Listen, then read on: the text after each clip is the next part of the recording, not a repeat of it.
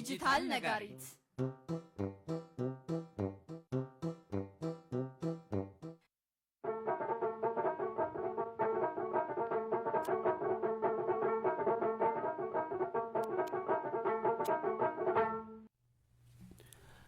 ከቁራኛ ሰንሰለት እስከ ፍርድ ቤት ቀጠሮ ከለታት አንድ ቀን ብሎ ታሪክ መዘከር የኢትዮጵያ ልማድ ነው። ነገር ግን ዛሬ የምንነግራችሁ ተረት አይደለም፣ የትላንት ማንነታችን የጥንት የፍትህ ስርዓታችንን እንጂ። ክቡራትና ክቡራን አድማጮቻችን፣ የዛሬው ዲጂታል ነጋሪት ፕሮግራማችን ፖሊስና ዳኛ በሌሉበት ዘመን ማህበረሰቡ እውነትን ለማውጣት ፍትህን ለማስፈን ይጠቀምባቸው ወደ ነበሩት ሶስት ታላላቅ ልማዶች ይወስደናል። በዚህ ዘመን ህዝቡ ራሱ ህግ ነበር፣ ምስክር ነበር፣ ጠባቂም ነበር። ዛሬ ላይ ጊዜ ቀጠሮና ዋስትና የምንለው በዘመናዊ ፍርድ ቤቶች ቋንቋ ብቻ አይደለም። ትናንት ደግሞ በሌላ መልክ በሌላ ስም ግን በተመሳሳይ መንፈስ ይኖር ነበር። ተከራካሪ ወገኖች እጅ ለእጅ ተቆራኝተው እስከ ፍርድ ድረስ አብረው የሚኖሩበትን ቁራኛ፣ እውነት ከመንፈስ ይወጣል ተብሎ ልጅ በመድኃኒት ተመርቶ ሌባ የሚፈልጉበትን ሌባ ሻይ፣ እንዲሁም ማህበረሰቡ በሙሉ ተጠርቶ ወፍ ተናገረች በሚል ሚስጥር ወንጀለኛ የሚጋለበጥበትን አፈርሳታ እንቃኛለን። ቁራኛ የጥንቱ ጊዜ ቀጠሮ። ቁራኛ ማለት ተከራካሪ ወገኖች ከሳሽና ተከሳሽ ስምምነት ላይ ሳይደርሱ ወይም ፍርድ እስኪሰጥ ድረስ እጅ ለእጅ በሰንሰለት መታሰራቸውን የሚመለከት ነው። ይህ ማቆራኘት ተብሎ ይታወቅ ነበር። ተከራካሪዎቹም በአንድ ጊዜ ተጠርጣሪ፣ ፖሊስና የህግ ጠባቂ ሆነው ይኖሩ ነበር። ቁራኛዎች ሁልጊዜ አብረው ይኖሩ ነበር። አብረው ይበላሉ፣ ይጠጣሉ፣ ይተኛሉ እና መንገዳቸውንም ያለ አጃቢ አብረው ይጓዛሉ። በዚህ አይነት ሁኔታ በአንድ ላይ በሰንሰለት የሚታሰሩት ተመሳሳይ ጾታ ያላቸው ሰዎች ብቻ ነበሩ። በወቅቱ ለህግና ለፍትህ የነበረው ክብር እጅግ ከፍተኛ ስለነበር በመካከላቸው መጣላት ወይም መፋለም ያልተለመደ ነበር። ብዙ ጉዳዮች ከመጀመሪያው በግልግልና በባህላዊ ዳኝነት ይፈቱ ነበር። ቁራኛ የሚተገበረው ግን ከረጅም ክርክር በኋላ ስምምነት ሲጠፋና ጉዳዩ ሌላ ጊዜ ሲቀጠር ነበር። በዚህ መልኩ ቁራኛ የዛሬ የጊዜ ቀጠሮና ዋስትና መንፈሳዊ መሰረት እንደነበር ያሳያል። አንዳንዶች ይህን ስርዓት ልጅ ኢያሱ እንዳስተዋወቁት ቢገልጹም ሌሎች ግን ከልጅ ኢያሱ ዘመን በፊት በሰፊው ሰራበት ነበር ይላሉ። ሁለተኛው ደግሞ ሌባ ሻይ ወይም ደግሞ የጥንቱ የምርመራ ሳይንስ ነው። የስርዓቱ ትክክለኛ አመጣጥ ግልጽ ባይሆንም አንዳንዶቹ የሸዋ ፈጠራ ነው ሲሉ፣ ሌሎቹ ደግሞ መሰረቱ ከግሪክ ነው ይላሉ። የሌባ ሻይ መድኃኒት ሚስጥር ሲሆን ይህን እውቀት የሚያውቁት ጥቂት ቤተሰቦች ብቻ ነበሩ። ሌባ ሻይ ለመፈጸም መጀመሪያ የወንጀል ተጠያቂው ከመንግስት ፈቃድ ይወስዳል። ከዛም ለአካባቢው አስተዳደር መግለጫ ያቀርባል። ምርመራው ከመጀመሩ በፊት ለሌባ ሻይ አስፈጻሚ 6 ብር ይከፈላል። ይህም በመንግስት የተወሰነ ክፍያ ነበር። ስርዓቱ በአካባቢ አለቃ፣ ምስክሮችና ዳኛ ፊት ይፈጸማል። እድሜው ከ10 እስከ 14 ዓመት ያለ ንጹህ የተባለ ወንድ ልጅ ተመርጦ የእጽዋት ቅልቅል ወይም መድኃኒት በወተት ተበጥብጦ እንዲጠጣ ይደረጋል። ልጁ መድኃኒቱን ከጠጣ በኋላ በከፊል ንቃተ ህሊና ውስጥ ይገባል። በዚህን ጊዜ መሪው ልጁን ወገቡን በገመድ አስሮ ይይዘዋል። ፍለጋው የሚከናወነውም ልጁ በመንፈስ እየተመራ ነው ተብሎ ይታሰባል። ስለዚህም እየሮጠ ወደ ሌባው ቤት ወይም ንብረት ወዳለበት ቦታ ይሄዳል። ሌባው ያለበት ቦታ ደርሶ ሰውን ከመታ ወይም ቤት ውስጥ ገብቶ ከተኛ ሌባው ተገኘ ተብሎ ይታመናል። ሌባው ተገኝቶ ጥፋቱን ካመነ የሌባ ሻይ አስፈጻሚ ክፍያውን ይቀበላል። ወንጀለኛው የሰረቀውን ንብረት በሙሉ መመለስና የመንግስት ክፍያን የመክፈል ኃላፊነቱን ከተወጣ እና ዋስትና ካቀረበ ሊፈታ ይችላል። ካልሆነ ግን ለዳኛ ይተላለፋል። በቀዳማዊ ኃይለ ሥላሴ ዘመናዊ የፖሊስና የህግ ስርዓት እየተጠናከረ ሲመጣ የሌባ ሻይ አሰራር አስተማማኝነቱ ጥያቄ ውስጥ እየገባ መጣ። በ1922 ዓ.ም አሰራሩ ንጹሐንን ለበቀልና አላስፈላጊ እንግዲህ ስለሚዳርግ በይፋ ታግዷል። ሶስተኛው አፈርሳታ ነው። አፈርሳታ ወፏ ተናገረች የሚባል አፈርሳታ ወንጀል ተፈጽሞ ወንጀለኛው በማይታወቅበት ጊዜ ማህበረሰቡን በተወሰነ ቦታ ጊዜ ሰብስቦ እውነትን ለማግኘት የሚደረገው ልማዳዊ የምርመራ ስርዓት ነው። አውጫጭኝ በመባልም ስም ይታወቃል። በተለይ የተደራጀ የፖሊስ ኃይል ባልነበረበት ዘመን ማህበረሰብን ለመጠበቅ ዋና መንገድ ነበር። በ1925 ዓ.ም የወጣው የወንጀል አዋጅ አፈርሳታን ህጋዊ መልክ ሰጥቶታል። ነገር ግን ከግድያ ከከባድ የአካል ጉዳት ወንጀሎች በስተቀር ይተገበር ነበር። ሰዎች በአፈርሳታ ሰበብ መገኘት ግዴታ ነበረባቸው። መቅረትም የገንዘብ ቅጣት ያስከትል ነበር። ሂደቱ በአስተዳዳሪዎች በዳኞችና በአካባቢው የተመረጡ ሽማግሌዎች ይመራ ነበር። ወፏ ተናገረች እንደሚባለው ሽማግሌዎች መካከላቸው ሆነው ምስክሩን በሚስጥር ያደምጣሉ። ምስክርነትን ከመጀመሩም በፊት በታላቅ መሐላ ማንንም ሳልበድል የግል ጥቅም ሳልፈልግ መሰክራለሁ ተብሎ በፈጣሪ ምስክር ይደረጋል። በዚህ ሂደት የወንጀለኛው ከተገኘ ጉዳዩ ወደ ዳኛ ይተላለፍ ነበር። እነዚህ ስርዓቶች የሚያሳዩን አንድ ትልቅ እውነት አለ። ጥንት ፍትህ በፍርሃት ሳይሆን በመተማመን በማህበራዊ ተሳትፎና ለሕግ በሚሰጥ ክብር ላይ የተመሰረተ እንደነበር ነው። አድማጮቻችን በድጋሚ እንዴት ሰንብታችኋል? ይህ ዲጂታል ነጋሪት የተሰኘው ሬዲዮ ፕሮግራም ነው። ዲጂታል ነጋሪት የራዲዮ ፕሮግራም ዘወትር እሁድ ከቀኑ 7 ሰዓት እስከ 8 ሰዓት በኮቨናንት ቤተ ጥብቅና ድርጅት ከአራዳ ኤፍኤም 95.1 ጋር በመተባበር ወደ አድማጮች ይቀርባል። ዛሬ አብረናችሁ የምንቆየው ከኮቨናንት ቤተ ጥብቅና ድርጅት ጠበቃ አስትበስ አሰፋ፣ እኔ ጠበቃ ፍቃዱ አንዳርጌ እንዲሁም ደግሞ ዛሬ አንድ እንግዳ አለን፣ ጠበቃ ጌቱ ካሳሁን። አብረናችሁ እንቆያለን። እንግዲህ ስለ ጌቱ ካሳሁን በኋላ ማንነቱን ዝርዝር እንገልጻለን። እትመት እንዴት ነሽ? እንዴት ዋላችሁ? ዛሬ ሳምንታዊ ፕሮግራማችን እንግዲህ ጊዜ ቀጠሮና ዋስትናን የሚመለከት ፕሮግራማችን ነው። ምናልባት እንግዳችን ከማስታወቃችን በፊት የምትየው ነገር አለሽ? አሁን ላይ ፍቃዱ እየተመሰጥኩ ነበር እና ምንድነው በተለያየ ጊዜ እኔ እንደዚህ አይነት ነገሮችን ስሰማ አገራችን በጣም የዳበረ ስርዓት፣ ወግ፣ ባህልን ማክበር የሚችል የሚተማመን ማህበረሰብ የነበራት ናት። አሁን ያ ሁሉ የዳበረ ስርዓታችን መነሻ ሆኖ ወደ ዘመናዊ ህግ፣ ወደ ዘመናዊ አስተምህሮ ደርሰናል። ነገር ግን ደግሞ እኔ በተለይም በአሁኑ ሰዓት እየተማሩ ያሉ ወጣቶች ተመርቀውም በተለያየ የስራ ቦታ ላይ ያሉ ወጣቶች እነዚህ የዳበሩ ባህሎቻችን ላይ የምርምር ስራዎች ቢደርሱ፣ ምክንያቱም ቀደምት መሆናችንንም የሚያሳይ ስለሆነ ማለት ነው። ስለዚህ የዳበሩ ስርዓቶች ነበሩን። ዓለም ደግሞ ግን አንድ ስለሆነች አሁን ወደ ዘመናዊ ህግ መጥተናል። በዳበሩት ባህሎቻችንና ስርዓቶቻችን ውስጥ የነበሩ በተለይም የመተማመን የመከባበር ወጎቻችን ግን አሁን ከዘመናዊው ጋር ነጥለን እንድናያቸው አይገባም። አሁን በዘመናዊው የህግ አስተምህሮ ሂደት ላይም ልንተገብራቸው የራሳችን ምንድናቸው ቫልዩስ መገለጫዎች ናቸው ብለን ልንይዛቸው ልናከብራቸው ይገባል ብዬ ነው ያምናለሁ። መልካም። እሺ እንግዲህ ዛሬ የምንወያየው ጊዜ ቀጠሮና ዋስትናን በተመለከተ ነው። እንግዲህ ጊዜ ቀጠሮና ዋስትና ማለት አንድ ሰው በወንጀል ተጠርጥሮ ሲያዝ ያሉ ሂደቶችን የሚያመላክቱ ነው። አብረን እንቆየው ዛሬ ከጠበቃ እትመትና ከኔ ከጠበቃ ፍቃዱ አንዳርጌ ጋር ሌላ እንግዳ አለን። ጠበቃ ጌቱ ካሳሁን ይባላል። እንግዲህ ጠበቃ ጌቱ ካሳሁን ላለፉት 13 ዓመት በረጅም ጊዜ ህግ ሙያ ላይ ቆይተዋል። በተለይም ደግሞ በሰሜን ሸዋ ዞን ዳኝነት ላይ ቆይተዋል፣ በዳኝነት ስራ። እንዲሁም ደግሞ ፌዴራል አቃቢ ህግ ቆይተዋል። አሁን ደግሞ በጥብቅና ስራ ላይ ይገኛሉ። እንግዲህ አብረውን ዛሬ ይቆያሉ ማለት ነው። ጌቱ እንኳን ሰላም መጣ፣ እንኳን ደህና መጣ። አንቱ አልልህም አንተስ። አመሰግናለሁ ስለጋበዛችሁኝ ፕሮግራማችሁ ላይ። መልካም። እስኪ ስለዚህ የዛሬ ወደ ውይይታችን እንገባለን። ዛሬ እንግዲህ አድማጮቻችን ሀሳብ አስተያየት ካላችሁ፣ ጥያቄ ካላችሁ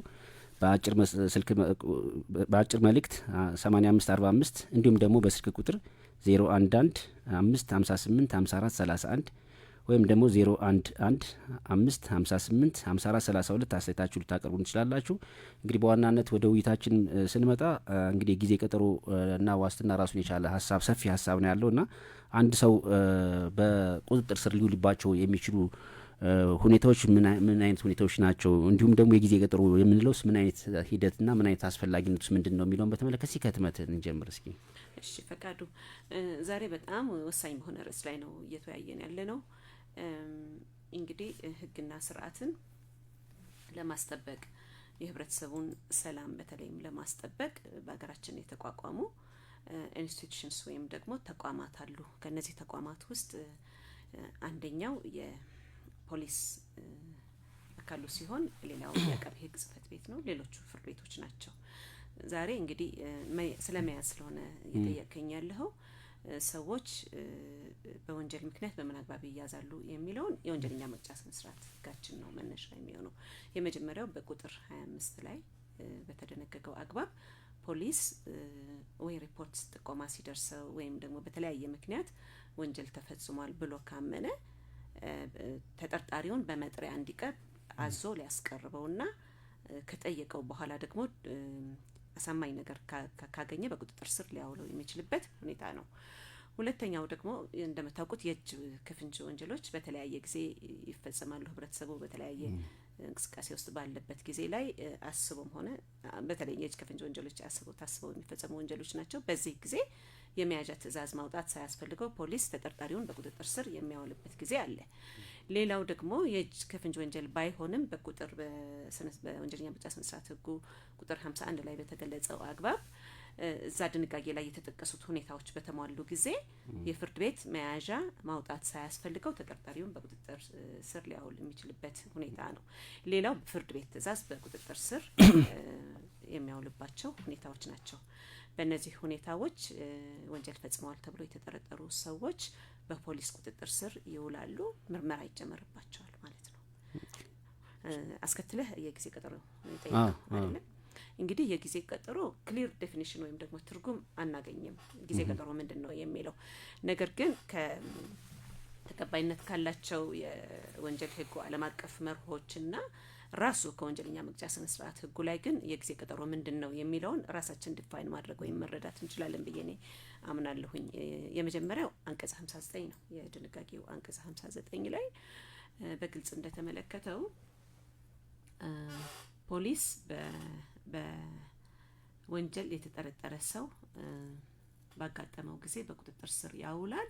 በቁጥጥር ስር ካዋለ በኋላ ምርመራውን ለማከናወን እንዲያስችለው በቂ ጊዜ ያስፈልገዋል። ስለዚህ በቂ ጊዜ እንዲሰጠው ፍርድ ቤት ያቀርበዋል። ይህ የወንጀለኛ መቅጫ ስነ ስርዓት ህግ አንቀጽ 59 ግን ከህገ መንግስቱ ልንጥለን እንላየው አንችልም ወይም ደግሞ አይገባም። ምንድነው ህገ መንግስታችን አንቀጽ 19 ላይ በግልጽ የተያያዙ ሰዎች በ48 ሰዓታት ውስጥ ፍርድ ቤት የመቅረብ መብት አለባቸው። በሌላ በኩል ፖሊስ የያዛቸውን ሰዎች በ48 ሰዓታት ውስጥ ፍርድ ቤት የማቅረብ ግዴታ አለበት ነው። ይህ ጊዜ ተጠርጣሪውን ከተያዘበት ስፍራ ፍርድ ቤት እስኪቀርብ ያለውን ጊዜ ውስጥ ኮንሲደር አያደርግም። ሪዝነብል የሆነ ታይም ይታሰብለታል ማለት ነው። ስለዚህ ከያዘው በኋላ ፍርድ ቤት ካቀረበው በኋላ ምንድነው የሚፈጸመው የሚለው ፍርድ ቤቱ በዋስትና ወረቀት ሊለቀው ይችላል፣ ላይለቀውም ይችላል። ተጨማሪ የምርመራ ጊዜ ደግሞ ፖሊስ ምርመራ ወንጀለኛው የፈጸመውን ድርጊት ለማጣራት የሚያስችል ተጨማሪ ጊዜ ያስፈልገኛል በሚል ፍርድ ቤቱ የምርመራ ራፖሩን እያየ የምርመራ መቅድሙን እያየ እስካሁን ምን ምርመራዎች ተከናውነዋል፣ ምን ይቀርሃል የሚለውን እያየ በስነ ስርዓት ህጉ ላይ እስከ 14 ቀን ጊዜ ውስጥ ተጨማሪ ጊዜ ሊሰጠው እንደሚችል ይደነግጋል። በተግባር እያየ ነው እንዳለ በልዩ ሁኔታ በልዩ ህግ ከተደነገጉት ከወጡት ወንጀሎች በቀር እስከ 14 ጊዜ ባለው ጊዜ ውስጥ 5 ቀን የሚሰጡ አሉ፣ 7 ቀን ጊዜ የሚሰጡ አሉ። ነገር ግን የስነ ስርዓት ህጉ ግን እስከ 14 ቀን እስከ መቼ ነው 14 ቀን ተለዋጭ ቀጠሮ የሚሰጠው የሚለው ምንም ያለው ነገር ስለሌለ የተለያዩ ሪሰርቾችን በዚህ አግባብ ተሰርተዋል። ወደፊትም የወንጀለኛ መቅጫ ስነ ስርዓት ህጋችን በመሻሻል ላይ ስለሆነ ይሄን ድንጋጌ አሻሽሎ ይወጣል የሚል እምነት አለኝ። ስለዚህ ፍርድ ቤቶች አንድም የተፈጸመ ወንጀል በአግባቡ እንዲጣራ ባላንስ የማድረግ ግዴታ ስላለባቸው፣ ስለዚህ እዚህ ላይ ሁለት ኢንተረስት ነው ያለው ማለት ነው። አንድ የግለሰቦች ኢንተረስት አለ፣ መብት አለ። በሌላ በኩል ደግሞ የስርዓት አስከባሪ ወንጀል ደግሞ ከተፈጸመ የፐብሊክ ኢንተረስቱ አለ። ትክክል። የፐብሊክ ኢንተረስት በማን ነው የሚጠበቀው? የህዝብ ጥቅም በፖሊስ በአቃቢ ህግ ነው። እነዚህ አካላት የህብረተሰቡን ሰላምና ደህንነት የማረጋገጥ ኃላፊነት ግዴታ አለባቸው። ስለዚህ ፍርድ ቤቶች ሁል ጊዜ ይሄንን ባላንስ የመጠበቅ ግዴታ አለባቸው። በኋላ ልንመጣበት እንችላለን በሰፊው።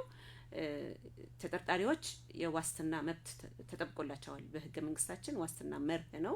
በሌላ በኩል ደግሞ ወንጀል ተጠርጥሯል ብሎ በቁጥጥር ስር አንድን አካል ያዋለ የፍትህ አካል ወይም ፖሊስ ምርመራውን በአግባቡ የማከናወን የተፈጸመ ወንጀል መኖሩን ደግሞ ባረጋገጠ ጊዜ በተጨባጭ ማስረጃ ምርመራውን አከናውኖ በዚህ ተጠርጣሪ ላይ ክስ እንዲመሰረትበት የማድረግ ኃላፊነት ስላለበት ፍርድ ቤቶች ሁል ጊዜ ባላንሱን ወይም ሚዛኑን የመጠበቅ ግዴታ አለባቸው። እሺ መልካም። እስኪ ሌላው የሚነሳው የቱ ከዚህም በተገናኘ ብዙ ጊዜ ለጊዜ ቀጠሮ የሚጠየቅባቸው ምክንያቶች እስኪ ምን አይነት ምክንያቶች ናቸው? በጊዜ ቀጠሮ ውስጥ እንግዲህ ብዙ አካላቶች ይሳተፋሉ።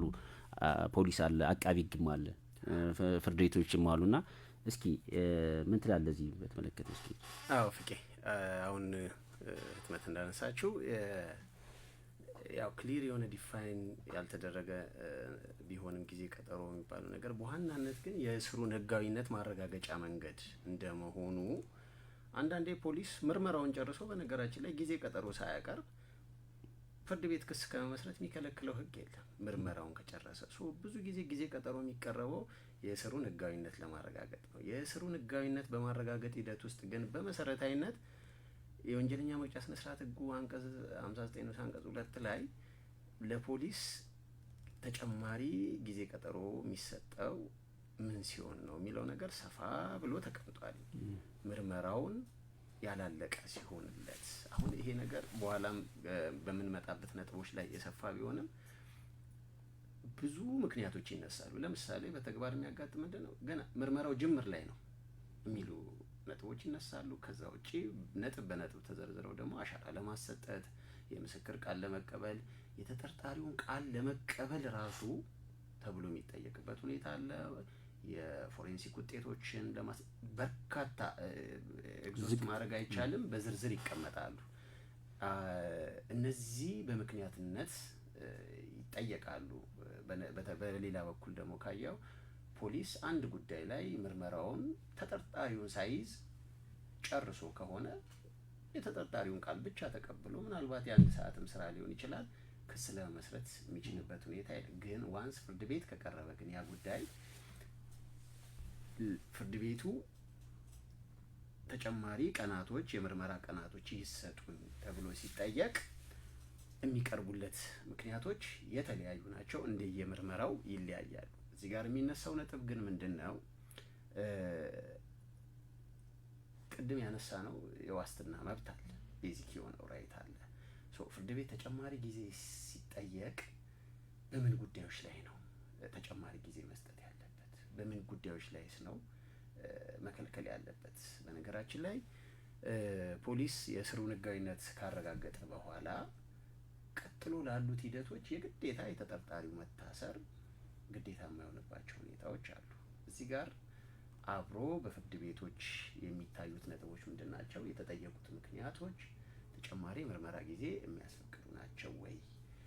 በአቃቢ ህግና በፖሊስ በኩል 59 ንዑስ አንቀጽ 2ን ተጠቅመው ሰፋ ያለ መብት ለኛ ነው የተሰጠው የሚል መከራከሪያ ይነሳል። ምክንያቱም ምርመራው ካላለቀ የሚል አገላለጽ ስላለው ያ ደግሞ ማለት ተጠርጣሪው ሊያጠፋው ወይ ደግሞ ሊያበላሸው የሚችል ማስረጃ ባይሆን እንኳን እኔ ምርመራዬን እስካልጨረስኩ ድረስ ተጨማሪ የምርመራ ጊዜ ሊሰጠኝ ይገባል የሚል ክርክር አለ 59 ንዑስ አንቀጽ 2ን መሰረት አድርጎ።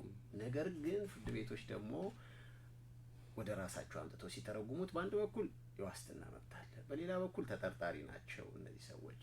የአቃቢ ህግም የፖሊስም የምርመራ አካላት ደግሞ መብት አለ። በዚህ መሀል ሁለቱን ባላንስ በማድረግ ሂደት ውስጥ የሚዘረዘሩ ምክንያቶች ላይ ፍርድ ቤቶች በብዛት የሚያነሱት ነገር ያው ሁሉም ጋር ወጥ ባይሆንም ነገር ግን አሁን እንዳካሄድም እንዳሰራርም እንደ መርህም ለዋስትና ጥያቄዎች ሰፊውን መብት በመስጠት ምንድነው የሚደረገው? የተጠየቁት ምክንያቶች ተጠርጣሪውን በዋስትና እንዳይወጣ የሚያደርጉ ናቸው አይደሉም በሚል እዛ ጋር መሀከለኛውን መንገድ ለመፈለግ ይሞከራል። ግን ከተጠየቀኝ ጥያቄ አንጻር ኤግዞስት አይደረጉም። ፖሊስ ግን ለምርመራው አስፈላጊ ናቸው የሚላቸውን ብዙ ምክንያቶች ይጠቅሳል።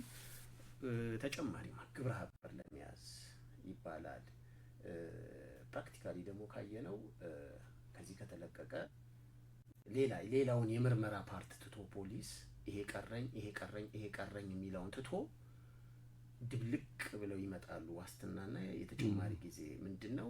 ተጠርጣሪው ክስ ካልመሰረትኩበት ቶሎ ብዬ ወደ አንድ ቦታ ይሄድብኛል፣ ይሸሽብኛል የሚለው ነገር ከዋስትና ጋር ቀጥታ የሚገናኝ ቢሆንም ግን ጥያቄ ሆኖ የሚቀርበው ግን ተጨማሪ ጊዜ ቀጠሮ መጠየቅ ያለ ነው። በዚህ ላይ ምክንያቶች ለሚጨምራል? አዎ ጨምረዋል። ምን መስላችሁ? እኔም ብዙ ጊዜ ዳኛ እያለሁ በጣም ፊል አድርገው ነበር ይሄንን ነገር። ግን ምንድነው እኛ አንድ ሀገር ነው ያለችን። ፖሊስም ሆነ አቃቤ ህግም ሆነ ዳኞች ስለ አንድ ተከራካሪ ወገን ብቻ አይደለም ማሰብ ያለብን። ኦኬ፣ በህገ መንግስቱ ለዜጎች የተጠበቁት መብቶችን የማስከበር ግዴታ የሁሉም የመንግስት አካላት ግዴታ ነው። ፖሊስ ተጠርጣሪን በቁጥጥር ስር አውሎ ተጨማሪ የምርመራ ጊዜ እንዲሰጠው መጠየቅ ያለበት በእርግጥም ቀሩ የሚባሉት ምርመራዎች ተጠርጣሪውን በቁጥጥር ስር አውለው የሚከናወኑ መሆናቸውን ካረጋገጠ ነው።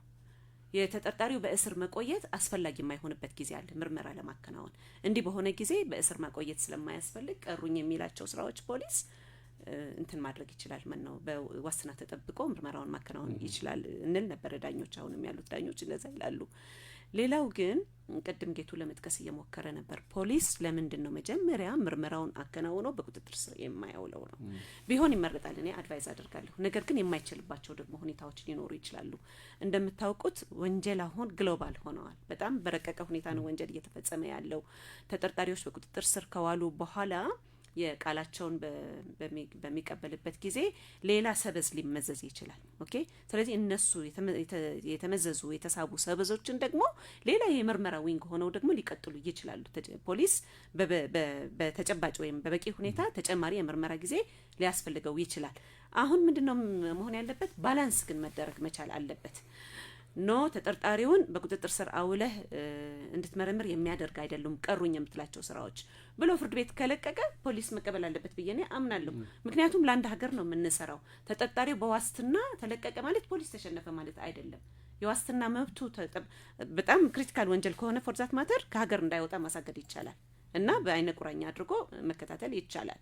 ስለዚህ ሁሉንም ነገሮች ባላንስ እያደረግን ካስፈጸምናቸው አልቲሜት ጎላችንን ማሳካት እንችላለን ብዬ ነው አምናለሁ። ስለዚህ በዋናነት እንግዲህ ህጉም ምክንያቶቹን ለምርመራ አስፈላጊ ብሎ ነው የሚያስቀምጠው። ህገ መንግስቱም እንደዛ ነው የሚያስቀምጠው። ትልቁ ነገር ግን ምንድነው ሁለታችሁም እንዳነሳችሁት ለምርመራ ተብሎ የሚቀመጡ ነገሮች እንደ ጉዳዮቹ የሚወሰኑ ናቸው። እንደ ጉዳዩ አይነቱ ማለት ነው። አንዳንዴ ብዙ ጊዜ ነው ክርክር ይነሳል። ግብረ አበርን ለመያዝ ለምሳሌ እንትን አይቀርብም ጊዜ ቀጠሮ ያስፈልግ ምናምን ተብሎ ይነሳል።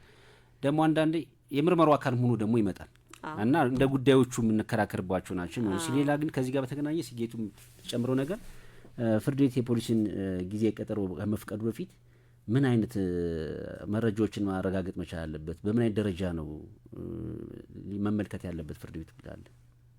አዎ አሁን እዚህ ጋር ነው አሁን የፍርድ ቤቶች ሚና ጎልቶም ይታያል የምለው። በመጀመሪያ ደረጃ ቅድም ያነሳነው ነጥብ የእስሩን ህጋዊነት ማረጋገጥ ነው አይደለ? ሰው አላግባብ መታሰር የለበትም። ልክ መሆንም አለበት ብዬ ማስበው ለዚህ ለተጠረጠረው ሰውዬ ጊዜ ቀጠሮ ለቀረበው ሰውዬ ጊዜ ቀጠሮ እንዲቀርብ የሚያስገድድ መረጋገጥ አይጠበቅበትም። በቂ ጥቆማ አለ ወይ? በቂ ማሳያ አለ ወይ? አለበለዛ ህጉ በራሱ መጠቃቂያም ሊሆን ይችላል። ለምሳሌ በፍትሐ ብሔር ጉዳዮች ሰው ሊታሰር አይገባም። ውስን በሆኑ በዛው ፍርድ ቤት ውስጥ ባሉ ጉዳዮች ካልሆነ ፖሊስ አንድን ተጠርጣሪ ስለጠረጠረው ብቻ አስሮ ያቆያል ማለት አይደለም። በ28 በራሱ በፖሊስ ዋስትና የሚለቅበት ሁኔታዎች አሉ። የወንጀሉ መፈጸም አጠራጣሪ ወይም ደግሞ ዝቅተኛ ቅጣት ያላቸው ጉዳዮች ሲሆኑ በእንደዚህ አይነት ጉዳዮች ላይ በራሱ በፖሊስ ዋስትና ሊፈቅድ ይችላል።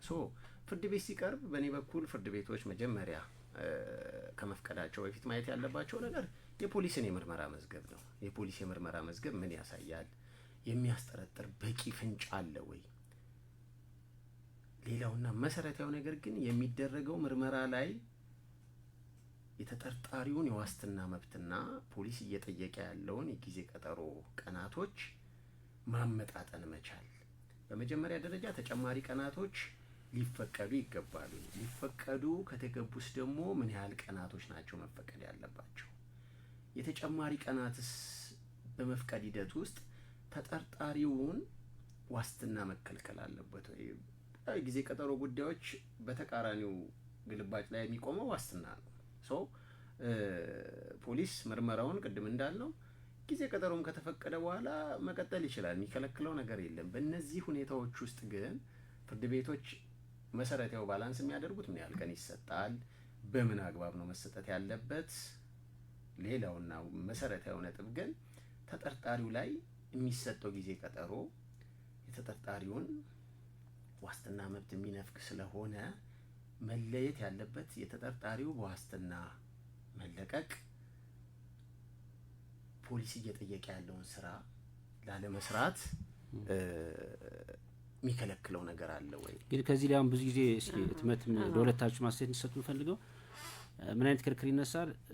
በተለይ ከዋስትናና ከጊዜ ቀጠሮ ጋር በተገናኘ አሁን የምርመራ መዝገቡ ማየትም አለባቸው ፍርድ ቤቶች ይባላልና ወደ ማስረጃ ምዘና መደበኛ ክርክር ስላልሆነ የማይመዝኑት ከሆነ አይተውት የማይመዝኑት ከሆነ እንደ ማስረጃ የማይመዝኑት ከሆነ መደበኛ ክርክር ስላልሆነ ላይመዘን ስለሚችል ማየቱ እስከምን ድረስ ነው ጥቅሙ የሚለውም ነገርም ስላለ ነው። ምናልባት የቸዚ ላይ እና ስቴትመንት ሐሳብ ሁለት ነገሮች ላይ ነው ሪፍሌክት ማድረግ ፈልጋለሁ። የመጀመሪያው ማየቱ እስከምን ድረስ ነው ጥቅሙ የሚለውን ቀሩ የተባሉት ስራዎች ምንድናቸው?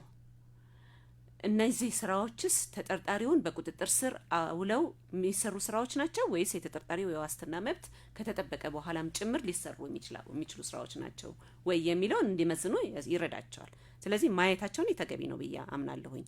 የፖሊስ የምርመራ መቅደምን ፍርድ ቤቶች ቼክ ማድረግ አለባቸው። አንደኛ ፕሮአክቲቭም እንዲሆን ነው። ፖሊስ በሚሰጠው ጊዜ ከ14 ቀን ውስጥ 7 ቀን ሊሰጠው ይችላል፣ 5 ቀን ሊሰጠው ይችላል። ዛሬ የተሰጠው 7 ቀን ወይም 5 ቀን በቀጣይ ቀጠሮ ላይ ሊጨመርለት ይችላል ወይም ሊነፈግም ይችላል።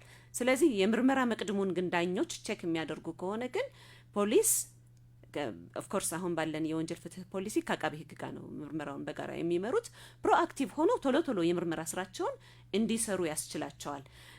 የተፈጸመ ወንጀል መሆኑን ባረጋገጡ ጊዜ ደግሞ ተገቢውን ክስ እንዲመሰርቱ ያስችላቸዋል። ምክንያቱም የዜጎችን ሰላም የማክበርና የማስጠበቅ ህገ መንግስታዊ ግዴታም ስላለባቸው ጭምር ነው።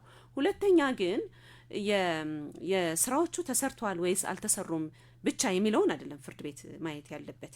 ፖሊስም ለፍርድ ቤት ማሳሰብ ያለበት ተጠርጣሪዎች ማስረጃ ሊያጠፉ ይችላሉ። በነገራችን ላይ አሁን ረቂቅ ወንጀሎች የሚፈጸሙበት ጊዜ ላይ ነው እየደረስ ነው። ኦኬ ማስረጃዎች ከጠፉ ደግሞ ወንጀል የፈጸመ ሰው እንዳይቀጣ የማድረግ ውጤት ነው ያለው። ስለዚህ በተገቢ ሁኔታ ማረጋገጥ ከቻለ ይህ ተጠርጣሪ ቢወጣ የዋስትና መብቱ ቢጠበቅለት ማስረጃ ምስክር ያባብልብኛል፣ በሌላ በማንኛውም ሁኔታ ማስረጃ ሊያጠፋብኝ ይችላል ብሎ ማሳመን ከቻለ ፍርድ ቤቶች ዋስትና መብቱን መጠበቅ አለባቸው ብዬ እኔ አላምንም። እስቲ ጌቻውን እዚህ አሁን ያነሳውትን ሀሳብ ምን ትላለህ? እስማማለሁ። ህትመት ካነሳቸው ነጥቦች ጋር ጥልቅ የሆነ የማስረጃ ምርመራ ውስጥ አይገቡም። ክርክሩም ራሱ የጊዜ ቀጠሮ ክርክር ራሱ ያንን አይፈቅድም። ነገር ግን ማሳያዎች ግን ያስፈልጓቸዋል። ለምሳሌ አንድ ቀጠሮ ፈቅደው በድጋሚ ቀጠሮ ለመፍቀድ ከዚህ በፊት ምን ተሰራ፣ ፖሊስ ምን ጥረት እያደረገ ነው፣ ባላንስ ማድረግ ያለባቸው የተጠርጣሪዎች መብት ስላለ በሂደት የሚያጋጥሙ አሁን ተደጋጋሚ መጠየቂያዎች፣ ተደጋጋሚ ጥያቄዎች ኮፒ ፔስት ተደርገው የሚጠየቁበት ሁኔታዎች አሉ። ሶ ፍርድ ቤቱ ምን ተሰራ ምን አልተሰራም የሚለውን ነገርም ቼክ ያደርጋልኝ። እነዚህ ነገሮች ወደ ውስጥ ወደ መዝገቡ ምርመራ ወደ ዋናው ወደ ፍሬ ነገር ጉዳይ ባይገቡም ግን ወንጀል ነው፣ የግለሰቦች መብት በብዙ ሊጎዳበት የሚችል ጉዳይ ስለሆነ ማሳያዎች፣ መሰረታዊ የሆኑ ማሳያዎች፣ ጊዜ ቀጠሮን ከመምራት አንጻር ያሉ ማሳያዎች ከግምት ገብተው ፍርድ ቤቶች በእነዛ ጉዳዮች ላይ ትኩረት መስጠት አለባቸው። ሌላ አንድ ተጨማሪ ነገር አለኝ ፈቃዱ። በጣም ወሳኝ ነገር ስለሆነ ነው የማነሳው ይሄንን። ፍርድ ቤቶች በበቂ ምክንያት የተጠርጣሪውን የዋስትና መብት ሊፈቅዱ ይችላሉ። የሚፈቅዱበት በርካታ ጊዜ አለ። ምርመራው የዋስትና መብቱ ከተጠበቀ በኋላ ተጠርጣሪው ሊከናወን ይችላል። እንዲህ በሆነ ጊዜ በበርካታ መዝገቦች ላይ እንደምናየው ፖሊስ ይግባኝ ይጠይቃል። እስከ ሰበር ሰሚ ችሎትም ይመጣል። የዋስትና መብቱ መፈቀድ የለበትም በሚል ማለት ነው። በጣም ሰፊ ጊዜ የሚወስዱ ክርክሮች ነው የሚደረጉት። ትልቁ ነገር ግን ዋስትና ህገ መንግስታዊ መብት ነው ብለናል አይደለም? ይህን ህገ መንግስታዊ መብት የማክበርና የማስከበር ኃላፊነት ያለባቸው ፍርድ ቤቶች ሌላ ግዴታም አለባቸው። የዋስትና ክርክሮች በጣም ባጭር ቀጠሮ በተፋጠነ ስነ ስርዓት መዳኘት አለባቸው። ለምንድን ነው ይሄ? የተጠረጠረው ሰው በእርግጥም ወንጀል የፈጸመ መሆኑ ታምኖበት በፖሊስና በአቃቤ ህግ ክስ ሊመሰረትበት ይችላል። በፍርድ ሂደት ካለፈ በኋላ ጥፋተኛ ሊባል ይችላል። ትልቁ ግን ልንጠነቀቀው የሚገባ ነገር ዋስትና የምናወራው ለምንድን ነው? የተጠረጠረ ሰው ሁሉ ጥፋተኛ አይባልም። በነፃ የሚለቀቁ ተጠርጣሪዎች በጣም በርካታ አሉ።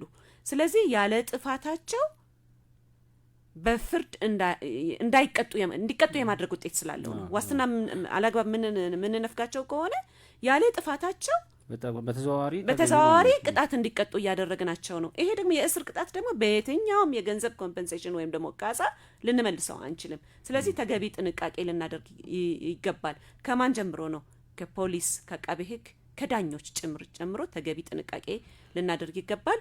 በጣም ባጭር ቀጠሮ የዋስትና ክርክሮች እልባት ሊሰጣቸው ይገባል። እሺ መልካም አድማጮቻችን እየተከታተላችሁት ያላችሁት ዲጂታል ነጋሪት የራዲዮ ፕሮግራም ነው። ዲጂታል ነጋሪት የራዲዮ ፕሮግራም ዘወትር እሁድ ከቀኑ 7 ሰዓት እስከ 8 ሰዓት የሚቀርብ ፕሮግራም ነው። አስተያየት ጥያቄ ካላችሁ በአጭር የስልክ መልክ 8545 ታደርሱን ትችላላችሁ። ምናልባት ሙዚቃ ሰምተን እንመለስና ውይይታችን እንቀጥላለን።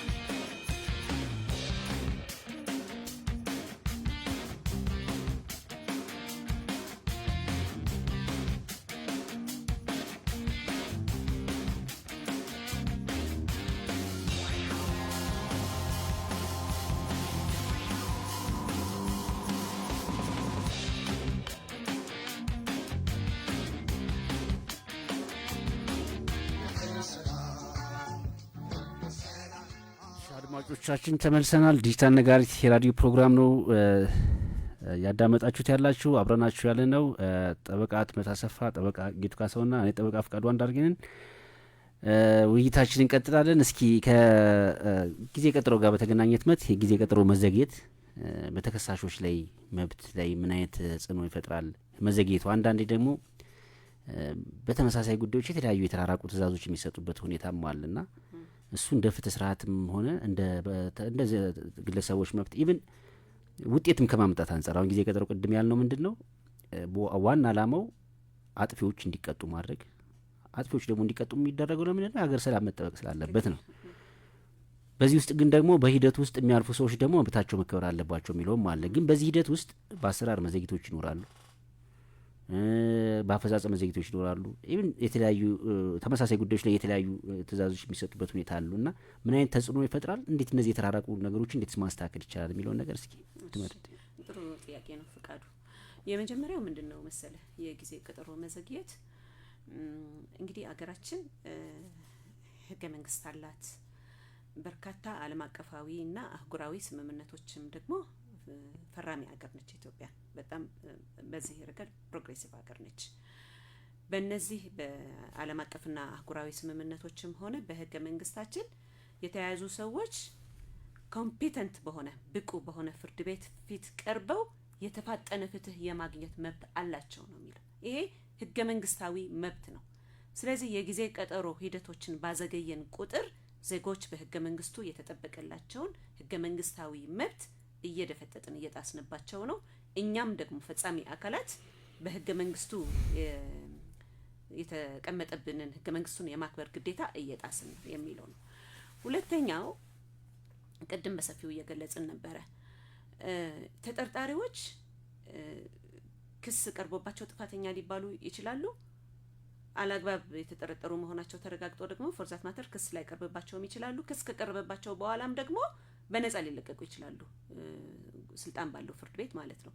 ስለዚህ የጊዜ ቀጠሮ ሂደትን ባዘገየን ቁጥር ያለ ጥፋታቸው የመታሰር ውጤት ይኖራቸዋል። እንደምታውቁት ደግሞ እንግዲህ የኢትዮጵያ ዜጎች በበርካታ ከገጠር ጀምሮ ከከተማም ጀምሮ የተማረው ያልተማረው እያንዳንዱ ኢትዮጵያዊ ዜጋ አሴት ነው፣ ለሀገሩ ኮንትሪቢዩት የሚያደርገው ሀብት ነው። እኛ ዜጎች ለሀገራችን እኮ ሀብት ነን። ህንዶች እኔ የሆነ ጊዜ ላይ ለጉብኝት ሄጄ ነበረ። በህዝብ ቁጥር በጣም ብዙ ናት ህንድ። ነገር ግን እያንዳንዱ መወለድ ለኛ ብለሲንግ ነው፣ በረከት ነው ብለን ነው ምናምነው ነው የሚሉት። ምንድነው ትውልድ በቀጠለ ቁጥር አገር አዲስ ሀብት እያገኘች ነው የምትሄደው።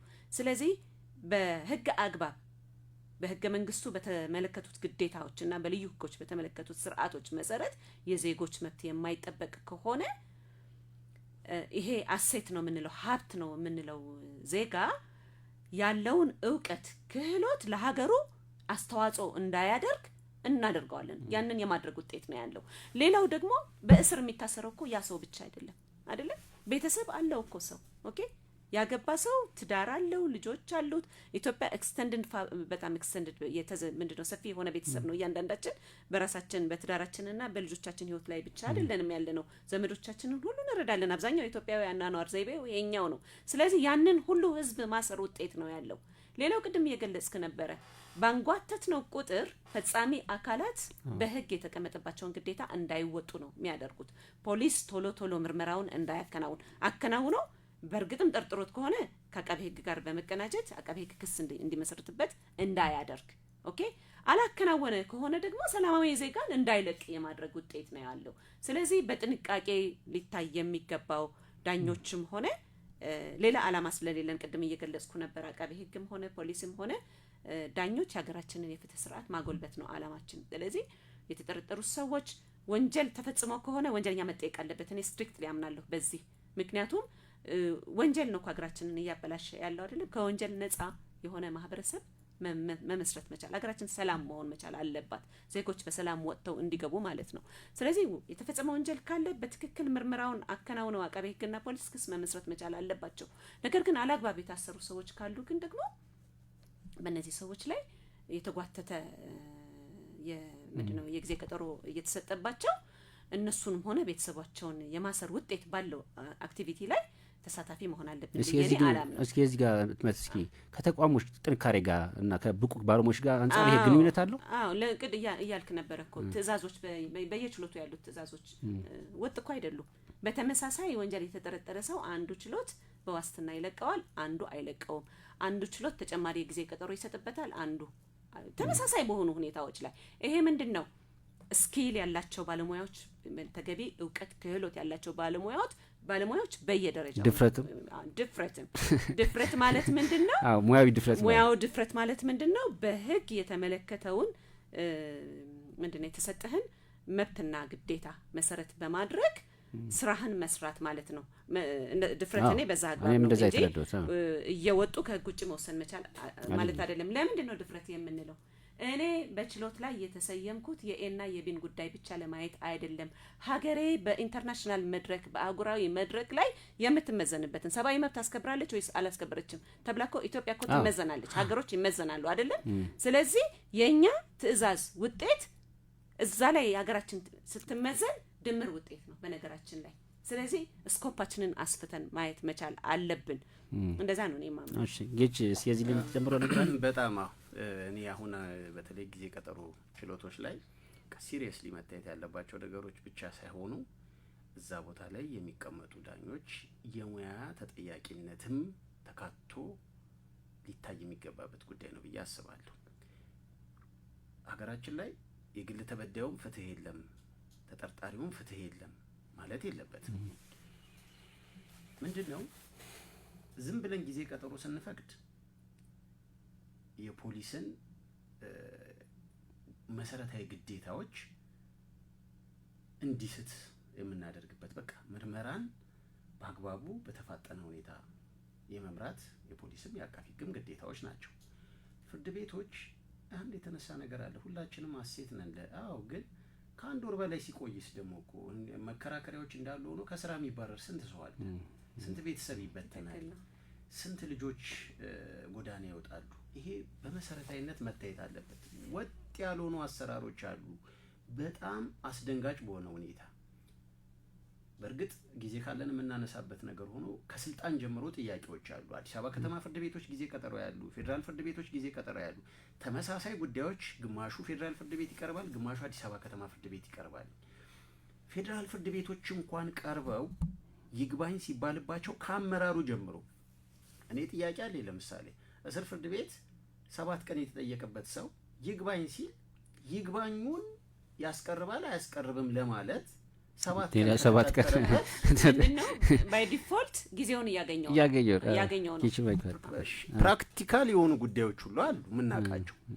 14 ቀን ተጠይቆባቸው የስር ፍርድ ቤቶች ዋስትና ፈቅደው በይግባኝ ጠቅላይ ፍርድ ቤት ሄዶ 21 ቀን የቆየ መዝገብ አለ። እነዚህ በጣም ልክ ያልሆኑ ነገሮች ናቸው።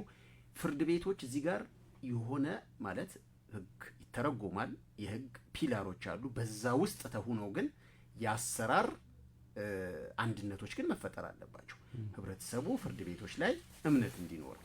እነዚህ በጣም መሰረታዊ ችግሮች አሁንም ማየው አንደኛ ወጥነት የለም። ወጥነት ጉዳዮቹ ከሚቀርቡበት ቦታ ጀምሮ ወጥነት የለም። ፍርድ ቤቶች ተጨማሪ ቀን የሚሰጡባቸው አንዳንዴ እዛው ችሎት ውስጥ ተመሳሳይ ጉዳይ የተለያየ ቀን ይፈቀዳል። ተመሳሳይ ጉዳይ አንዳንድ እንግዲህ የተለያዩ በሃይራርኪ ደረጃ እንግዲህ አንዱ ካንዱ ይበልጣል ባለን በአዲስ አበባ ከተማና በፌደራል ፍርድ ቤት ራሱ ልዩነት አለ። በጣም ቤተሰብ ላይ ተጽዕኖ ይፈጥራል፣ መብት ላይ ጥያቄ ያስነሳል። የማይካሱ ጉዳዮች ናቸው። ጥናት አልተደረገበትም እንጂ እኔ በጣም ስጋቴ ምንድነው ጊዜ ቀጠሮ ላይ የቀረቡ ምክንያቶች በፖሊስ በኩል ጊዜ ቀጠሮ ለማስፈቀጃ የሚቀርቡ ምክንያቶች ፋይናሊ ከሚቀርበው ክስ ጋር ነገሮቹ ቢታዩ በጣም ትልቅ ልዩነት ያለ ይመስለኛል። በተግባር የምናውቃቸው ብዙ ጉዳዮች ስላሉ እነዚህ ደግሞ ቤተሰብ ላይ ብዙ ጉዳት ካደረሱ በኋላ ነው የሚመጡት። እንደ ፍትህ ስርዓትም የሚያስነሳው ነገር አለ። በሂደቱ ትሰላቻለሽ። አንዳንዴ ሰዎች ረጅም ጊዜ ታስረው በሂደቱ የተሰላቹ እንዲሆኑ ያደርጋል። ምንድነው መሰላችሁ እኔ ሁለት ነገሮችን አድሬስ ማድረግ ፈልጋለሁ እዚህ ላይ። የመጀመሪያው በተለይም የጊዜ ቀጠሮ ጉዳዮች ብቻ አይደሉም፣ የወንጀል ጉዳዮችም ጠቅላላ በጣም በአጭር ቀጠሮ ውሳኔ ሊሰጥባቸው ይገባል ብዬ አምናለሁ። እኔ ዳኛ ያለው በትክክል ተግብሬዋለሁ። ይሄኛው ዳኞች ከሬጅስትራር ጽህፈት ቤት ጋር እየተናበቡ የወንጀል ጉዳዮችን ባጭሩ እንዲቀጠሩ፣ የዋስትናና የጊዜ ቀጠሮ ደግሞ በጣም ባጭሩ መቀጠር አለባቸው። ምክንያቱም ውጤቱ ከባድ ስለሆነ ነው። ውጤቱ ህገ መንግስትን መጣስ ስለሆነ ነው። ስለዚህ የፍርድ ቤት አመራሮችም እዚህ ጋር ትኩረት ማድረግ መቻል አለባቸው። ዳኞችም የመሪነት ሚናቸውን መጫወት አለባቸው። የተሰየሙበትን ችሎት በአግባቡ መምራት፣ በተለይም እነዚህ ጉዳዮች በኃላፊነት ስሜት ማየት አለባቸው። ለምንድን ነው ይሄ ዜጎች የሚታመኑበት ፍርድ ቤት ፐብሊክ ትረስት ኤንድ ኮንፊደንስ የምንለው ነው። ዜጎች የሚታመኑበት ፍርድ ቤት በፈጠርን ቁጥር ደግሞ አገራችን ውስጥ የውጭ ዜጎች እንዲመጡ ኢንቨስትመንት እንዲበረታታ እቺ ሀገር መብቴን ማስከበር የሚያስችል ብቁ የሆነ ፍርድ ቤት አላት ተብለው እንዲታመኑባት ያደርገናል። ይሄንን ግን ስል ሁልጊዜ የጊዜ ቀጠሮ ፖሊስ አላግባብ ነው የሚጠይቀው የሚለውን ትርጉም ግን ሊወሰድ አይገባም። ፖሊስ ህገ መንግስቱን የማክበር የሚያስከበር ግዴታ አለበት። የዜጎችን ሰላምና ደህንነት የመጠበቅ ግዴታ አለበት። ስለዚህ በበቂ ምክንያት የጊዜ ቀጠሮ ሊጠይቅ ይችላል። ስለዚህ ፍርድ ቤት ሁልጊዜ ባላንሱን ኢኩሊብሪየም መጠበቅ መቻል አለባቸው። ግን ስታንዳርዱን ያንን ስታንዳርድ ግን ፍርድ ቤት ነው ማውጣት ያለበት ብዬ አስባለሁ። መመዘን መቻል አለበት። በነገራችን ላይ ፍርድ ቤት ደግሞ በአግባቡ ነው፣ እንዲሁ በነሲብ አይደለም። በነገራችን ላይ ፍርድ ቤቶችም የሚሳሳቱበት ጊዜ አለ እኮ አይደለም እንዴ? ጊዜ ቀጠሮ መሰጠት እያለበት ዲና የሚያደርጉበት ጊዜ አለ። ስለዚህ ሁላችንም መናበብ አለብን ነው በቃ። ፈጻሚው አካል ስልጣንና ተግባሩን በአግባቡ ሊወጣ ይገባል ነው። ዞሮ ዞሮ ይሄንን ስልጣን የሚሰጠው ማን ነው? የሚነፍገውም ፍርድ ቤት ስለሆነ ነው። ስለዚህ ዳኞች ብቁ መሆን መቻል አለባቸው። ኃላፊነታቸውን በአግባቡ መወጣት መቻል አለባቸው። ባላንስ መጠበቅ መቻል አለባቸው። ባላንስ ባልጠበቅን ጊዜ ነው ችግር የሚፈጠረው። መልካም ስጌች እዚህ የምታጠቃልለው ነገር አለ እዚህ ላይ እዚህ ሀሳብ ላይ በቃ በቂ ነው። በቃ ስታንዳርድ ግን መኖር አለበት። አትሊስት ሁሉም እኩል ባይሆንም ግን ተቀራራቢ መሆን አለበት። ህብረተሰቡ እኛ ውጭ ያለውን ህብረተሰብ ፕሬዲክትድ መሆን አለበት፣ ተገማች መሆን አለበት። ለተከበሩ አቶ እገሌ የሚሰጥ ለተከበሩ አቶ እገሌ የሚነፈግ መብት መሆን መቻል የለበትም። ወጥ መሆን መቻል አለበት። አዎ መልካም። እኔ የምማምነው በነገራችን ላይ በተለይ የፍትህ ስታንዳርድ ፍርድ ቤት ነው የማስበው። ፍርድ ቤት ጠንካራ ፍርድ ቤት ካለ እኔ አሁን በግሌ ብትጠይቂኝ ፖሊስ ምርመራ እንዲያበላሽ አልፈልግም። የወንጀል ደንበኛም ቢሆን በአግባቡ ተጣርቶ የሚጠየቅ ከሆነ መጠየቅ አለበት ብዬ ነው የማምነው እኔ። አዎ ግን ምንድነው ትልቁ ነገር ግን ፍርድ ቤት በጣም ጠንካራ ከሆነ ፖሊስ ወዶም ተገዶም ጠንካራ ይሆናል። በመጫወቻ ሜዳ ላይ ነው ጠንካራ መሆን የምትችለው እና እሱን ለማንሳት ነው። ከዚህ ጋር በተገናኘ ዋስትና፣ ሌላው ከዋስትና ጋር በተገናኘ ነው። እስኪ ከዋስትና ጋር በተገናኘ እንግዲህ አንዳንድ ወንጀሎች ዋስትና የሚያስፈቅዱና አንዳንዶች ደግሞ የሚያስከለክሉ አሉና ምንድን ነው እስኪ የዋስትና የሚሰራባቸውና የማይሰራባቸው መርሆች ካለ እስኪ ትመት ካንቺም ስማና ሁለታችሁም ማሳሰብ። እሺ ፍቃዱ፣ እንግዲህ ዋስትና በተደጋጋሚ እየገለጽን ነበረ። ዋስትና ህገ መንግስታዊ መብት ነው። የሚሰጠውም ደግሞ ሰው ያለ ጥፋቱ እንዳይቀጣ ለማድረግ ሲባል ነው። ኦኬ። ነገር ግን ህገ መንግስታዊ መብት ነው ቢባልም በህገ መንግስታችንም ላይ በግልጽ እንደተደነገገው በአንቀጽ 19 ንዑስ ቁጥር 6 ላይ በተወሰኑ ሁኔታዎች ግን ሊነፈግ ወይም ገደብ ሊደረግበት ይችላል። ደረጉብል ራይት ከምንላቸው ውስጥ ነው። እነኚህ ሁኔታዎች ምንድናቸው የሚለውን ነው ማስቀመጥ። በተለይም ከዚህ ከተያዙ ከተጠረጠሩ ሰዎች ጋር በተገናኘ የሚለው ማለት ነው። ሁለት መሰረታዊ ሁኔታዎች ናቸው። አንደኛው በወንጀለኛ መቅጫ ስነ ስርዓት ህግ ቁጥር 63 ላይ የተመለከተው በህግ ዋስትና በሚያስነፍግ ድንጋጌ ተከሶ ከሆነ የተጠረጠረው ሰው ማለት ነው። ዋስትና የሚያስነፍግ ድንጋጌ የምንለው ደግሞ የተከሰሰበት ወንጀል የሞት ቅጣትን ወይም ደግሞ ከ15 ዓመት በላይ ጽኑ እስራት የሚያስቀጣው ከሆነና ወንጀል የተፈጸመበት ሰው ደግሞ በደረሰበት ጉዳት የሞተ ከሆነ ዋስትና ይከለከላል። ይሄ የህግ ክልከላ ነው። ሁለተኛው ደግሞ የሁኔታዎች ክልከላ የምንለው በአንቀጽ 67 ላይ የተመለከተው ነው። እነዚህ ሁኔታዎች ምንድናቸው? የመጀመሪያው ተጠርጣሪው ወይም ደግሞ ተከሳሹ በዋስትና የተመለከቱትን ሁኔታዎች ያሟላል ተብሎ የማይገመት ከሆነ ፍርድ ቤቱ ጥርጣሬ ካለው ነው። ሁለተኛው ቢለቀቅ ደግሞ ይህ ተጠርጣሪ ወይም ተከሳሽ ሌላ ወንጀል ይፈጽማል ተብሎ የሚገመት ከሆነ ነው። ሶስተኛው ደግሞ ምስክሮችን ያባብላል በመግዛት ወይም በተለያየ ምክንያት በመደለል ማስረጃ ያጠፋል፣ ምስክሮችን ያባብላል ተብሎ የሚገመት ከሆነ ነው። እነዚህ ሁኔታዎች ናቸው። በተለይም ግን በአንቀጽ 67 ላይ ግን ቅድም ተገማች ያልሆነ አሰራር የምንለው በፍርድ ቤቶች በሰፊው የሚታይበት ነው። ለፍርድ ቤቱ የተሰጠ ጁሪስዲክሽን ስለሆነ አንደኛው ፍርድ ቤት ሊያምንበት ይችላል፣ ሌላኛው ፍርድ ቤት የስረኛው ፍርድ ቤት ሊያምንበት ይችላል፣ ይግባኝ ሰሚው ሊያምንበት ይችላል፣ ሰበር ሰሚው ሊያምንበት ይችላል፣ ላያምንበት ይችላል። አክሮስ ዘ ቦርደር ያሉ ደግሞ ተመሳሳይ ችሎቶች እንደው ሪሰርች ብናደርግ አንዱ የሚቀበለው አንዱ የሚሰጠው የሆነ የሚታይበት ጊዜ አለ። ስለዚህ የዚህንን የሰብጀክቲቪቲ ለዳኛው የተሰጠው ዲስክሪሽን እኔ በጠባቡ መተርጎም አለበት ብዬ አምናለሁ። አትሊስት ተገማች እንዲሆን የህግ ስርዓታችን፣ የፍርድ ስርዓታችን፣ የክርክር ሂደታችን በሙሉ ተገማች እንዲሆን ምንድነው ስኪል በዳኞች መካከል አንድ የተጀመረ መልካም ነገር አለ። በፌደራል መጀመሪያ ደረጃ ፍርድ ቤት ቀድሞ ጀምሮታል። አይ ቲንክ በከፍተኛ ፍርድ ቤትም ተጀምሯል መሰለኝ ይሄ ነገር። የዳኞች ፎረም ተመሳሳይ ጉዳዮችን የሚያዩ ችሎቶች ባጋጠማቸው ችግሮች ላይ ይወያያሉ፣ ተመሳሳይ አንደርስታንዲንግ እንዲኖራቸው ይደረጋልና በዚህ ጉዳይ ላይ ራሱ እኔ አድቫይዝ አደርጋለሁ። ክቡራን ዳኞች እየሰማችሁ ከሆነ ማለት ነው እንደዚህ አይነት ፎረሞች መቋቋም መቻል አለባቸው። በጣምም ሴንሲቲቭ ስለሆነ ኢቭን አንዳንድ ኢንተል ስፔሻላይዝ ያደረገ ፎረም ራሱ ያስፈልገናል በጣም እና እነዚህ ሁኔታዎች ናቸው። ስለዚህ እዚህ ጋር መጨመር ነገር አንድ ነጥብ መጨመረው በተለይ 67 ላይ በትምህርት በኩል ከተነሱ ነጥብ በተለይ 67 ላይ የሰበር ሰሚ ውሳኔዎች ራሱ ትክክል ጥግና ጥግ እዛና እዛ አንዱ የስር ፍርድ ቤቶች የትኛውን እንከተል ብለው እስኪቸገሩ ድረስ 67 ለራሱ ለትርጉም የተጋለጠ ስለሆነ እሱ ትልቅ ክፍተት ፈጥሯል። ሌላው በልዩ ህጎችም ደግሞ ልክ እንደ 63 በልዩ ህጎችም ደግሞ ዋስትና የሚከለከልባቸው ሁኔታዎች አሉ። ለምሳሌ 882 2007 እንደተሻሻለው በአንቀጽ 2 ንዑስ አንቀጽ 7 ላይ ለምሳሌ የተጠረጠረበት ወንጀል እንኳን ገና ጊዜ ቀጠሮ ላይ የሙስና ወንጀሎችን ለመደንገግ ያወጣዎች የተጠረጠረበትን ወንጀል ራሱ የሚያስከለክል የሚሆንባቸው ሁኔታዎች አሉ። ሽብርም ላይ ህገወጥ የሰዎች ዝውውርም ላይ እነዚህ ነገሮች አሉ። በልዩ ህጎች የተከለከሉበት ሁኔታዎች። ትልቁ ነገር ግን ምንድነው አሁን በተለይ ህግ ከከለከለ እንኳን አይከብድም እኮ አለምሳሌ ከ10 አመት በላይ ከሆነ የሚያስቀጣው እንደ ሙስና ወንጀል ግልጽ ይሆናል። ከባድ የሚሆነው የሰዎች መብትም ደግሞ የሚጣሰው ምን ላይ ሲሆን ነው? ይሄ በሁኔታዎች የሚከለከለው ነው። አንድ ያስታውሳለሁ አንድ መዝገብ ጌቱ ልኮልኝ እያየው ነበረ።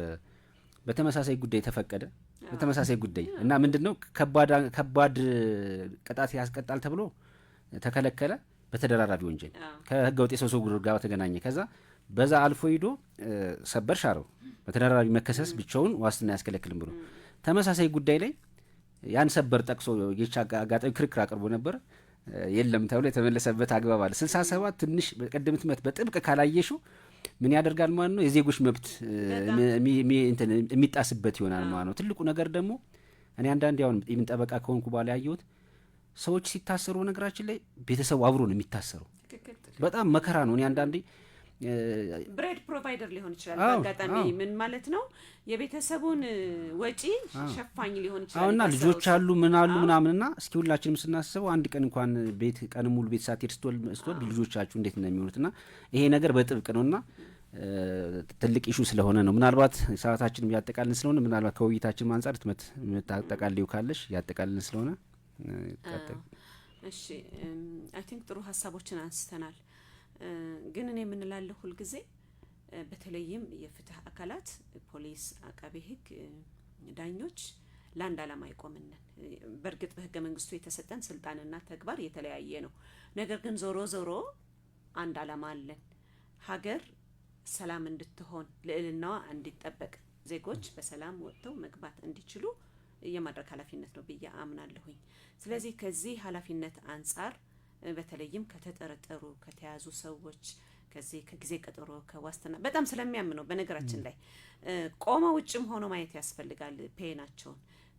እንደገና ደግሞ ሀገር ያላትንም ስጋት ደግሞ ማሰብ ያስፈልጋል። ሰላም ፈጻሚ አካላት ፖሊስና አቃቤ ህግም ያለባቸውንም ኃላፊነት መረዳት ያስፈልጋል። ስለዚህ ሁሉ ጊዜ ባላንስ መጠበቅ መቻል አለብን። እንዲህ ማድረግ ከቻልን ይሄንን የምለው ለምንድነው የፍትህ አካላት ትውልድ እንዲቀጥል፣ ጋብቻ እንዲኖር፣ እምነቶች እንዲስፋፉ፣ የሃይማኖት አባቶች እንዲሰብኩ፣ እንዲጸልዩ፣ ገበሬ እንዲያዘምር፣ ሽማግሌዎች እንዲሸመግሉ እንዲኖሩ በቃ ምክንያቱም እንትኖቻችን አሴቶቻችን ስለሆኑ ማለት ነው ተማሪ እንዲማር ሰራተኛ እንዲሰራ የማድረግ ኃላፊነት ነው ያላቸው ይሄንን ኃላፊነት የሚወጡት ምንድነው ባላንስ ጠብቀው በተሰጣቸው የመጫወቻ ሜዳ ውስጥ ህግን አክብረው መፈጸም ሲችሉ ነው እላለሁ ይሄንን አደራ ማስተላለፍ ፈልጋለሁ ሲጌትስ ምናልባት መስተካከል ያለባቸው እኔ በመሰረታዊነት ያው አድሬስ ባናደርገው ህግ ላይ ከተስተካከለ ነገሮች ቀጥሎ ስለሌላው እናወራለን እላለሁ መጀመሪያ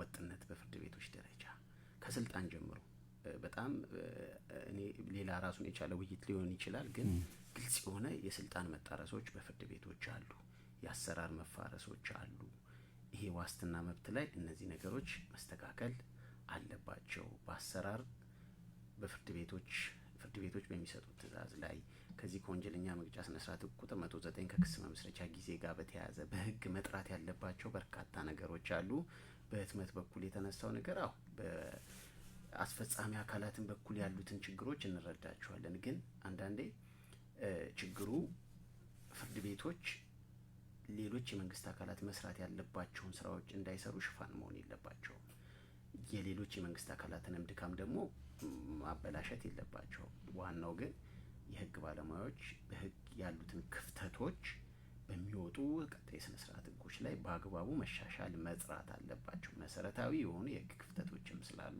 እነዚህ ነገሮች መስተካከል አለባቸው ያስባሉ እሺ እናመሰግናለን አድማጮቻችን እስካሁን ስታዳምጡት የቆያችሁት ዲጂታል ነጋሪት የራዲዮ ፕሮግራም ነው ዲጂታል ነጋሪት የራዲዮ ፕሮግራም ዘወትር እሁድ ከቀኑ 7 ሰዓት እስከ 8 ሰዓት በአራዳ ኤፍኤም እና በኮብራንታ ቤት ጥብቅና ድርጅት የሚተላለፍ ፕሮግራም ነው አብረናችሁ የቆየነው ቅጥመት አሰፋ ፍቃዱ አንዳርጌና ጌቱ ካሳውነን ከቴክኒሻናችን ሳይቶም ጋር ያ ፕሮግራማችን አጠናቀናል መልካም ሳምንት ቀጣይ በሌላ እስከምንገናኝ ድረስ ቸርን ሰንብት አሜን